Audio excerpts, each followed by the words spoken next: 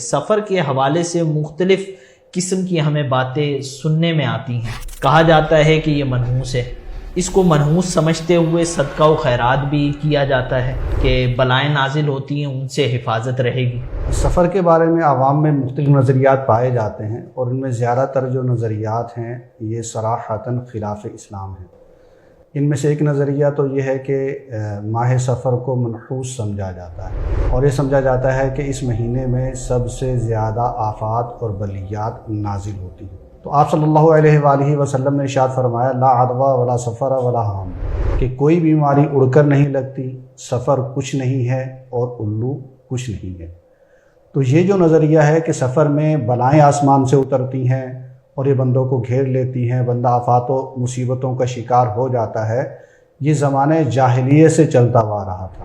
اور زمانہ جاہلیت میں لوگ یہ سمجھتے تھے کہ سفر کے مہینے میں اگر کوئی بندہ سفر کرے گا، گھر سے باہر نکلے گا تو وہ آفت کا شکار ہو جائے گا، کوئی اہم کام کرے گا تو آفت کا شکار ہو جائے گا، پھر اسی طرح اس میں بیماریاں اترتی ہیں بطور خاص۔ تو یہ زمانہ جاہلیت کا عقیدہ تھا، نظریہ تھا۔ تو آپ صلی اللہ علیہ وآلہ وسلم نے اس کا صراحتاً رد فرمایا اور فرمایا کہ لا سفر، کہ ماہ سفر کچھ نہیں ہے، اس میں کوئی بلیات نہیں اترتی، کوئی آفتیں وغیرہ نہیں اترتی۔ اس کے ساتھ ساتھ فرمایا لا عدوى، کہ کوئی بیماری اڑ کر نہیں لگتی۔ یہ بھی زمانہ جاہلیت کا عقیدہ ہے کہ وہ سمجھتے تھے کہ جو ایک آدمی کو بیماری لگ گئی ہے اس سے اڑ کر دوسرے کو بیماری لگ جائے گی۔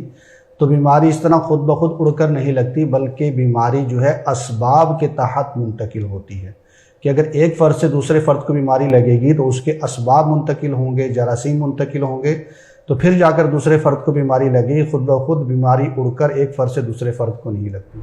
اسی طرح آج کل کے زمانے میں جو تیسری چیز حدیث پاک میں بیان کی گئی کہ ولا حامہ، کہ الو کوئی چیز نہیں ہے۔ تو الو کے بارے میں بہت سارے نظریات پائے جاتے ہیں کہ کسی گھر پر الو بول گیا تو اب اس گھر کے اندر لازمی فوتگی ہوگی، کسی شہر کے اندر کسی آبادی کے اندر الو آ گیا تو وہ آبادی ویران ہو جائے گی، وہ گھر ویران ہو جائے گا، وہ شہر ویران ہو جائے گا۔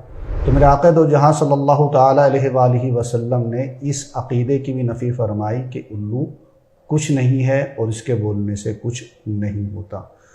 پھر یاد رکھیں کہ ماہ سفر بھی دیگر مہینوں کی طرح ایک مہینہ ہے، بطور خاص اس کے بارے میں کچھ نہیں ہے، کچھ ایسا نہیں ہے کہ اس کے اندر کوئی بطور خاص کوئی نحوست نازل ہوتی ہے۔ تو صدقہ و خیرات جس طرح دیگر مہینوں میں کیا جاتا ہے ایسے ہی ماہ سفر میں بھی کیا جا سکتا ہے۔ تلاوت قرآن پاک جس طرح دیگر مہینوں میں کی جاتی ہے ویسے ہی اس مہینے میں بھی کی جا سکتی ہے۔ سورہ مزمل کی جو تلاوت کی جاتی ہے وہ دیگر مہینوں میں بھی کی جا سکتی ہے، یوں ہی اس مہینے میں بھی کی جا سکتی ہے۔ ہاں، یہ نظریہ رکھ کے کہ یہ مہینہ منحوس ہے، اس میں آفات اترتی ہیں، اس نظریے کی بنا پر اگر وہ صدقہ و خیرات کرتا ہے، تلاوت کرتا ہے، تو یہ ایک باطل نظریہ ہے اور اس پر وہ گناہ گار بھی ہو سکتا ہے۔